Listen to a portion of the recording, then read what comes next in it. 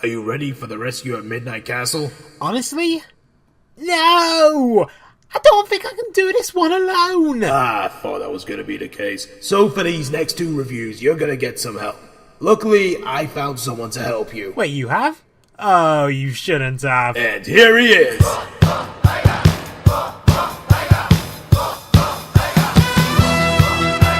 Shadow Ziggy! Yo, sup? Hey, how come I don't get a cool intro like that? Because you don't pay the bills. And you already have a cool intro, you ungrateful sod. Fair point. Roll titles.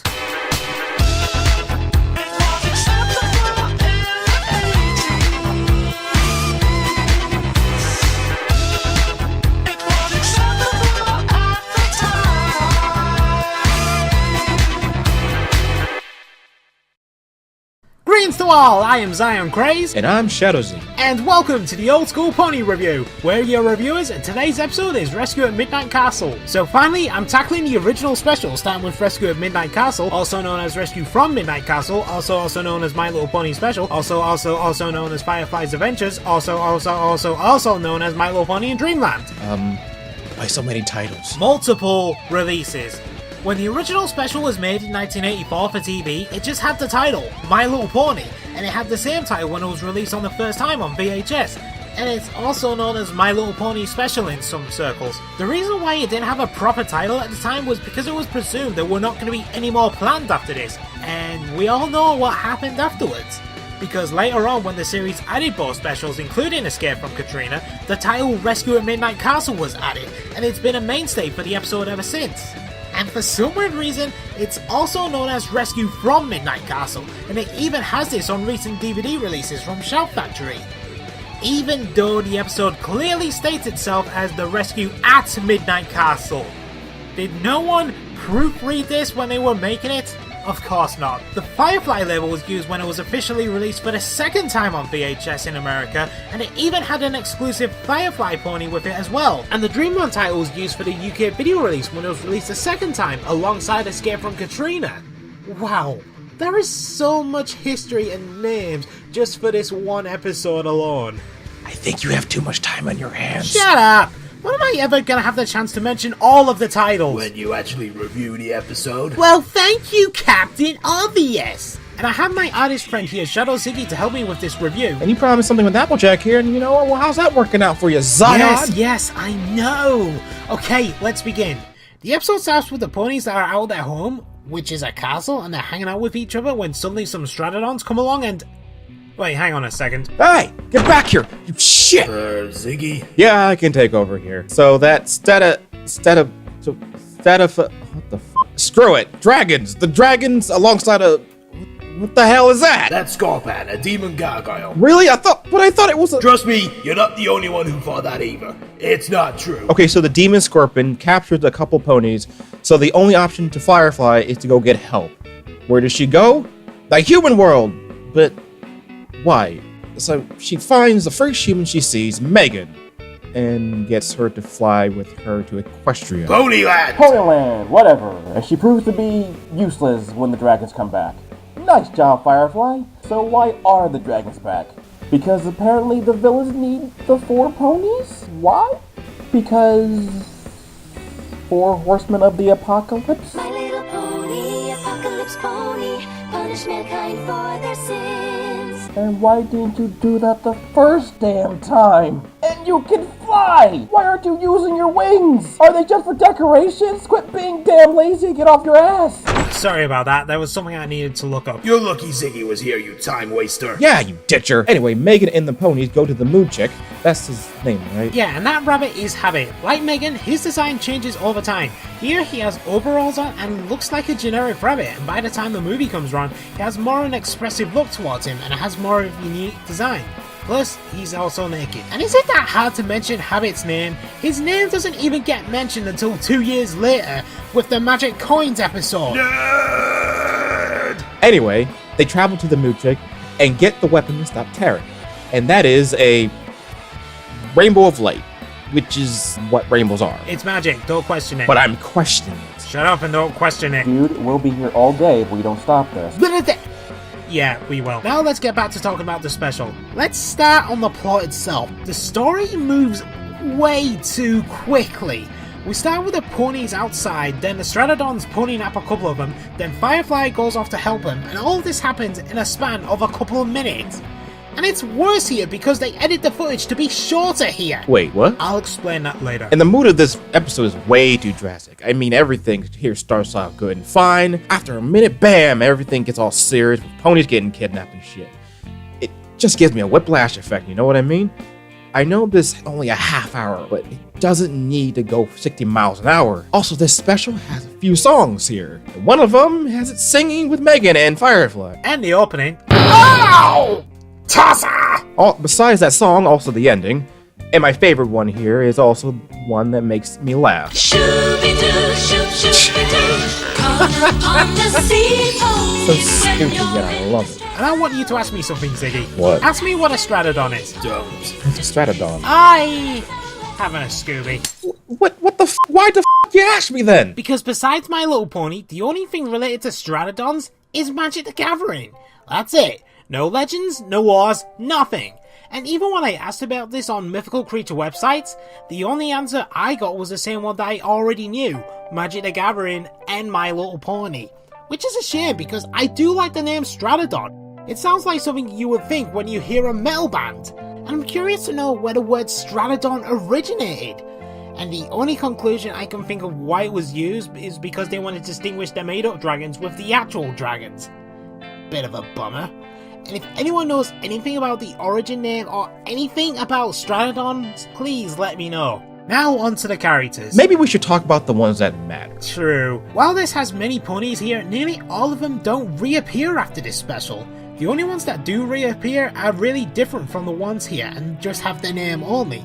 Which honestly is not a bad thing. Obviously there's Applejack, who mostly resembles her future counterpart. Twilight and Moondancer names would be later used in Friendship is Magic, and Moondancer alongside Glory do technically come back in the Escape from Katrina as mini ponies. Don't you mean babies? Ow! That smart-ass pony is sadly right.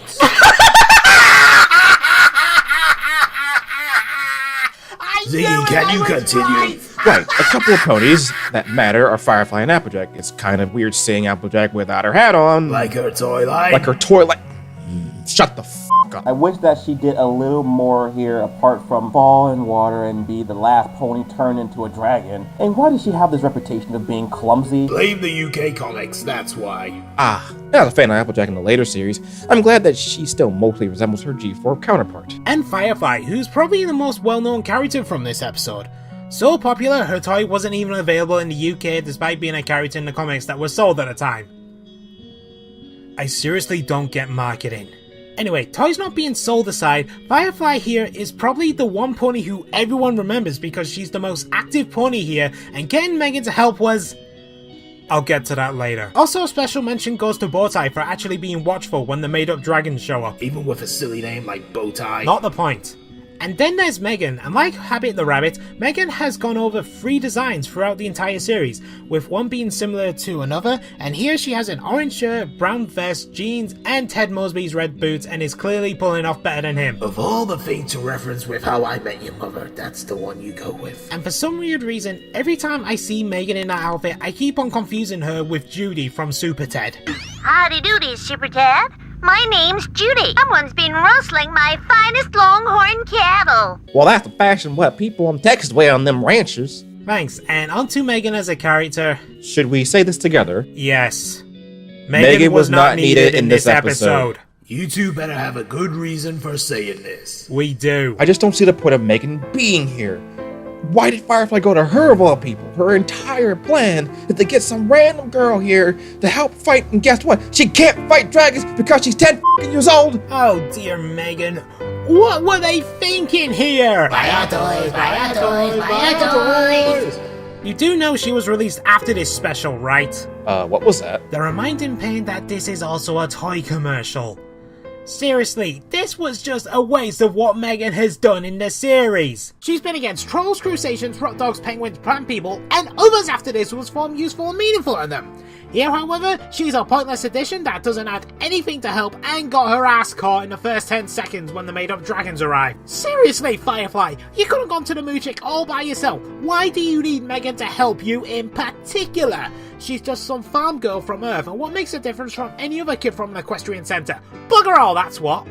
You're both Muppets, the pair of you. So why was she here since she can't physically fight the Stratodons? The only reason why she was here was for the audience to get attached to, but that wasn't required since we have a bunch of pony characters at the beginning the audience doesn't know about. Why not use one of them instead? Make them the vocal point. You know, like Firefly. Why not have her be the main character instead of Megan? She got a friggin' toy and video combo released with her later. That could have worked. I swear the series has a better use for the human characters after the movie, but here she is just a pointless surrogate that was not required. And that's the only controversial thing you're going to say, right? Is it hell? I haven't even gone to Tirek yet. What? If criticizing the uselessness of Megan is gonna get people mad, then no one is gonna like what I have to say about Tirek. Well, you can do that on your own. Okay, bye! I'm leaving. Woo! Ah, thanks. Bugger off, mate. I've already talked about Tirek from the Return of Tamblon review, and I think that Grogar is a better villain than him, but my own personal fanboying aside, Tirek is one of the most well-known villains in My Little Pony, and has even managed to be brought back for the latest MLP series. And here, Tirek is not my personal favourite, and I didn't find him that impressive. Don't get me wrong, his presence is known throughout the episode when the first time we see him, but apart from changing ponies into dragons that he doesn't need, seriously mate, you have your made up dragons here, why aren't you using them? He does bugger all! In fact, he sits on his ass most of the episode with crap henchmen I can't remember how many bloody ponies I meant to capture. And when he does do something, when he moves outside the castle, he rides on his chariot and gets killed by a child using the powers of the Rainbow MacGuffin. That's bloody embarrassing. I'm glad he returns in G4 and was a vast improvement over his G1 counterpart. Even though he just ripped off Erebus's power? Yes, because if someone does something similar to another, it's instantly labeled a whip-off. I only see this as a similarity between the two, and Bright Lights will have its own there because this is going on long enough. Finally, onto King Skorpan. Prince Skorpan! He is not a king! That is not the face of a prince! Neither is Charles, Prince of Wales. Now stop treating him like Prince Philomel. Fine.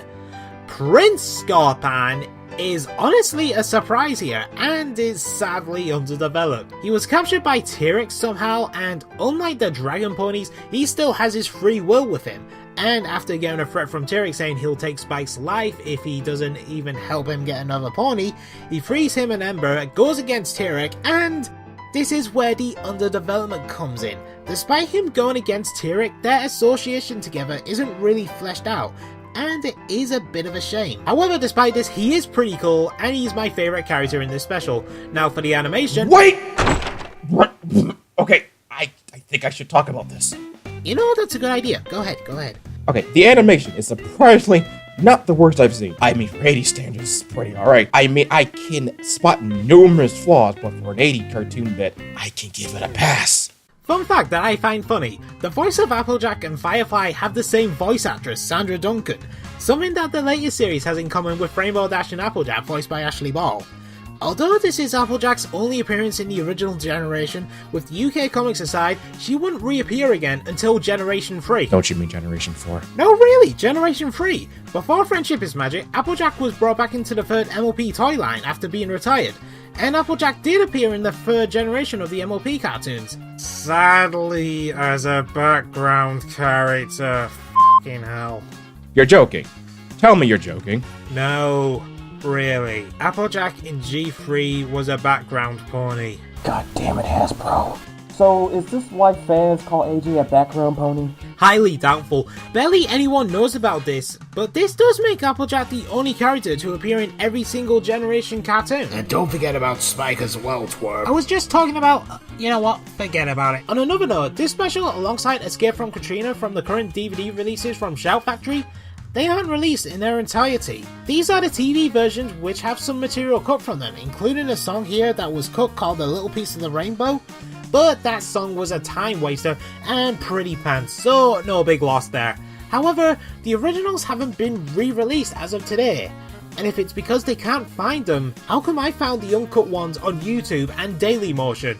Yes, the quality isn't as good, but that's besides the point. This footage still exists and it's not forgotten like a couple of songs like The Glass Princess and The Return of Tambalon. Somewhere out there are a couple of copies of the original My Little Pony special and Escape from Katrina, and they'll be eventually be released. And I don't mean that dire Escape from Katrina DVD that Shout Factory released at the same time as the full series. Seriously, Shout Factory, what the hell is the point of that if you're gonna release the whole damn series released at the same time? And there's one last thing that has bothered me about this special. I know this is said to be one of the darkest things to be associated with My Little Pony, but coming from someone who grew up with the Animals of Farthing Wood series, the Watership Down movie, and the original Captain Scarlet Puppet series, I honestly didn't find this to be that dark. Yes, I know some arsehole friends to cut off Spike's head, but those series and that movie, you know what they actually had? Characters die. This, unfortunately for me, just comes across as kind of tame in comparison, so I'm sorry G1 fans, but I don't find this to be that dark. But anyway, is this a good episode? No. I'm sorry guys, but the original special has not aged well. Yes, this has great animation and is different from the entirety of the series and movie, but the story slightly suffers because of this. While I admit I wasn't bored while watching this episode, I didn't feel that invested in the characters while watching, and I really wanted to like this episode. Gonna have to agree with you there, Zion. I'm happy the animation is as good as it can be, especially for 80s standards. But holy dicks, the story is a mess and a half. Things literally make no sense in any way.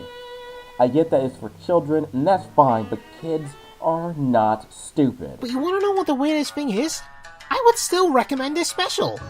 I'm sorry, what? I know it's weird for me to say since we've been mostly negative on this episode, and I will freely admit I am not a fan of this special, but with that being said though, this is still a fascinating part of My Little Pony history. I cannot deny this being a rescue adventure against an evil centaur to start off the franchise as the first ever My Little Pony animated entity ever. It is still worth a watch for newcomers for the original series, and there is plenty enough charm here to enjoy. Your views may differ from ours, but this isn't something we're going to be rushing out to watch again. And bye. Woo! Well, what's next after that? One special down, one more to go. I'm Zion Kraze. Hey, what the hell? No, we lost power. It's not my fault this time. Oh, well, that can't be helped then. I'll get an electrician to help. See you next time, if you can see me at all. No unicorns. Shut up.